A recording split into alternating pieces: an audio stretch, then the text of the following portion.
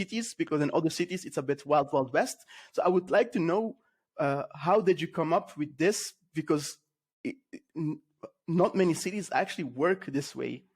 We from the start in 2015, 2016, when the shared mobility and micromobility possibilities came up, we immediately said, and that was a little bit because we saw what was happening around the world with the bikes shared schemes.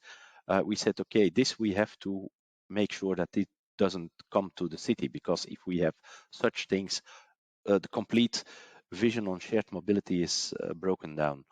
And I think that's in Paris, for instance, the problem. If you have 10,000 of shared scooters standing around in the city not used, that's a problem. In Antwerp, we limited the number of scooters on 3,000.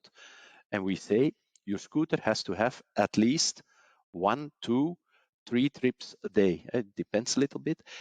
If you have more trips a day, we can even increase your number of scooters. If you have less trips, we will decrease your number of scooters, because scooters that are standing still around in the city, you don't have anything on them. Scooters that are used, scooters that are used, that's useful.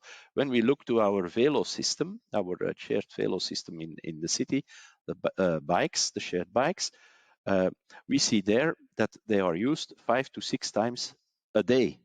Wow. Each bike. So when we say 2 times a day for an e-scooter or for an e-moped, then it's reasonable, I think. Yeah, exactly. So that are the things that we say, okay, you have to grow and you have to use have a usage of your vehicles. If not, then we don't need them, then they can be removed.